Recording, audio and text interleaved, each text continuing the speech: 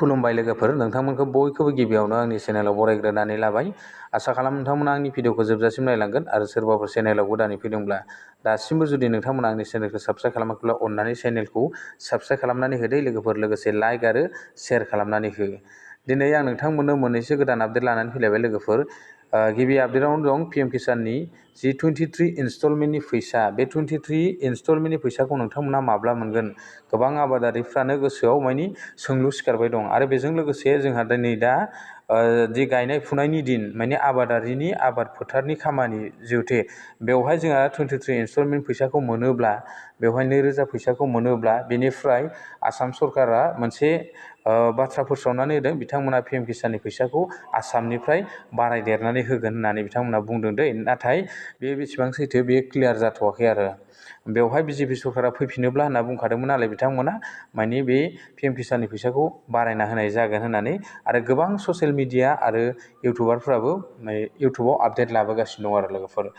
बिथांमोना बुंबाय दङ 6,000 मानि 2,000नि जायगायाव 6,000 जागोन होननानै बिथांमोना बुंबाय दं। नाथाय बे बेसेबां सैथो बेखौ दा बुंस'थ'नो हाया आरो लोगोफोर। दा जिखियानो जाया लोगोफोर, नोंथांमोनहा बा जाय बिथांमोना आबादारि, बिथांमोननि थाखाय बे जुदि 2,000 फैसाखौ मोनोब्लाबो नोंथांमोना आबाद फोथाराव बाहायनो थाखाय गोबां मोजां जागौमोन आरोना लोगोफोर। दा बे फैसाखौ मोननायमोनब्ला मोजां जागौमोन। दा बिनि 23 इनस्टलमेन्टनि फैसा सोनायनि जि डेट, बा बे 23 इनस्टलमेन्ट फैसाखौ नोंथांमोना माब्ला मोनमारगोन बा मोननो हागोन, बेखौ आं नोंथांमोननो एसे फोरमायहरनोसै आरोना लोगोफोर।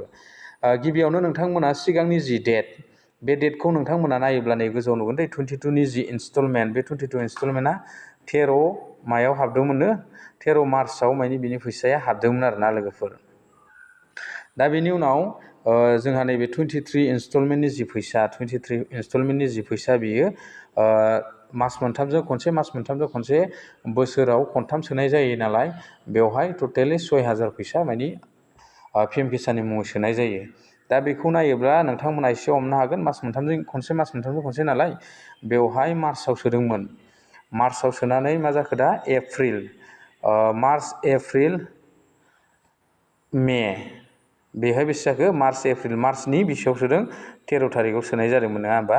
बेनिफ्राय एप्रिल मोनसे थांबाय, गेजेराव गेप्स, बेनिफ्राय मेआ दा गेजेर नांबाय आरो। बेनिफ्राय बेखौ नायनोब्ला मे, जुनखौ नाहरदो, एप्रिल, बेयाव होनदो मार्च, एप्रिल, मे, जुनखौबो नाहर नोंथांमोना मास मोनथाम, जुन, बेनिफ्राय जुलाइ। माने बेवहाय नोंथांमोना साननानै ला, बे मास मोनथामखौ गेप्स खालामनानै माने खनसे सोहैनाय जायो जुलाइ मासाव। दा बेवहायनो नोंथांमोना आन्दाज मोनगोन, माने नोंथांमोननि जि 23 इनस्टलमेन्टनि जि फैसा PM किसाननि, बियो माने जुलाइ मासाव हाबहैनो हागौ आरो। जुलाइनि बियो ओरैनो गेजेरसोआव आरो 15 बा ओरैहाय 16, बेनि गेजेराव माने बिनि फैसाया हाबहैनो हागौ आरो। बेखौ जों एसे जाज खालामनो हायो। बेवहाय आं नोंथांमोननो फोरमायखाबाय, बेवहाय मार्चआव सोदों नालाय, मार्चनि 13 थारिखआव, बेनिफ्राय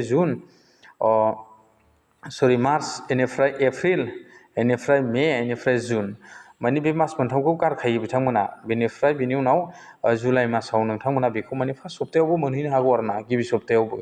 दा बिथांमोना बेवहाय माने बे PM किसाननि फैसाखौ आबादारिफोरनो सोनानै हरनो हागौ आरो।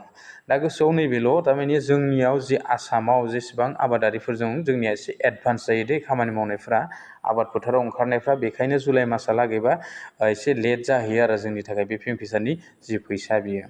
दा जियानो जाया नोंथांमोना बेखौ माने जुलाइ माससोआवसो माने मोनहैनो हागौ आरो। आं बेखौ नोंथांमोननो दिनै फोरमायखाबाय।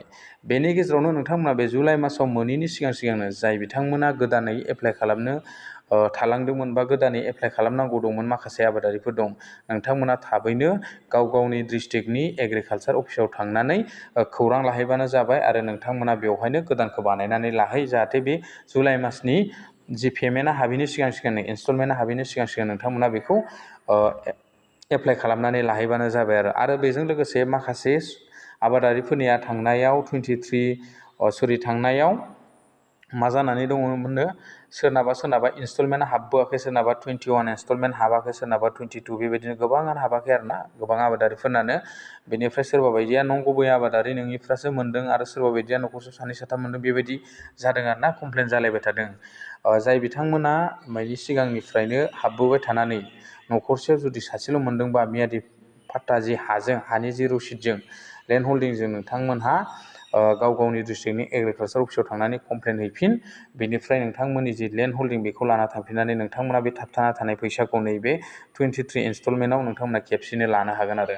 माने गोदानै नोंथांमोना बेखौ आपडेट खालामना हैफिनबानो जाबाय नोंथांमोननि डिस्ट्रिक्टनि एग्रिकालसार अफिसाव थांनानै।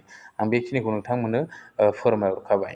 दानिया लोगोफोर नैथि आपडेटनि सायाव सावरायनोसैलाय। नैथि आपडेटआवनो दङ, जाय बिथांमोननि न'खराव रेशन कार्ड दङ दै, बिथांमोननि थाखाय मोनसे गोजोनथाव खौरां होननानै बुंनो नांगोन। आसाम गभर्नमेन्टआ बा BJP सरकारा जुदि सरकाराव फैफिननो हायोब्ला बे बोसोराव नोंथांमोननो जेरै दालि होदोंमोन ना, दालि, बेनिफ्राय सिनि, बेनिफ्राय संख्रि, बेफोरबायदि होदोंमोन माइरंजों लोगोसे दै, माइरंजों लोगोसे। जुदि आसामाव जुदि BJP सरकारा फैफिनोब्ला, मामानि सरकारा फैफिनब्ला नोंथांमोननो थाव होनाय जागोन होननानै बिथांमोना फोरमायदोंमोन दै लोगोफोर। दा नोंथांमोनहा बे थावखौ नैबे आसामाव BJP सरकारा फैफिनबाय नालाय, नोंथांमोना माइरंजों लोगोसे जेरै दालि सिनिखौ मोनदों, बेबायदिनो नैबेर मासनिफ्राय नोंथांमोनहा दालि सिनि संख्रिजों लोगोसे नोंथांमोना जानाय थावबो मोनफानो थांगासिनो दं दै लोगोफोर। दा बेवहायनो गोबाङा बे रेशन कार्डनि बागै गोदान न'खर माने जुदा जानायफोरा एप्लाइ खालामनो गोबाङानो थालांदोंनो होननानै कमेन्ट्स बक्सआव फोरमायहरदों। मानि रेशन कार्ड एप्लाइआ जाथ'गोना जाथ'वाखै बेबायदि गोबाङानो सोंहरदोंमोन आरो आंनाव ना, आं बेखौ दिनै नोंथांमोननो फोरमायनानै होखानि। दामानि बेनि जि गोदान एप्लाइ खालामनाय बा बिनि जि गोदानहै नाम थिसननाय बे हाबाफारिया दा जाथ'वाखै दै लोगोफोर। जेब्ला जागोन, नोंथांमोना जि गामियाव रेशन जायो, जि गामियाव दखान दङ, बे दखानाव नोंथांमोना रेशन जायो, बेहायनो नोंथांमोना खौरां मोनगोन। आरो बै दखानिफ्रानो नोंथांमोननि जि रेशन कार्डनि गोदान एप्लाइ बेखौबो मानि फोरमायनानै होगोन। अब्लानो नोंथांमोना बे रेशन कार्डखौ गोदानै बानायनानै लाहैनो हागोन दै लोगोफोर। आरो बेनि गेजेराव सोरहाबा न'खराव मानसि सोसननांगौ दंबा, बा गथ'फोर सोसननांगौ दङब्ला, बा सोरनिबा हिनजाव लाबोनाय दङब्ला नोंथांमोना बेवहायनो सोसनफानानै लानो हागोन आरो। दा बिनि जेबो खौरां गैथ'वा, गोबाङानो कमेन्ट्सआव सोंहरबाय थादोंमोन सिगांनि भिडिअआव बेनि आपडेट लाबो होननानै, रेशन कार्डनि जि अनलाइन गोदान जागोन ना जायाखै एप्लाइ, बेखौ मानि सोंहरदोंमोन। बेखौ थारमाने नोंथांमोना गाव गावनि दखान दङ, जियाव रेशन जायो, बे दखाननि जि बिगोमा, बिथाङासो नोंथांमोननो बे रेशन कार्डखौ एप्लाइ खालामनानै होयो दे लोगोफोर। आरो नोंथांमोननि न'खराव सोरबाफोर सोसननांगौ दंब्लाबो बिथाङासो सोसननानै होयो आरो बिथांमोनासो खौरां होयो आरो। आं बेखिनिखौ नोंथांमोननो दिनै फोरमायबाय।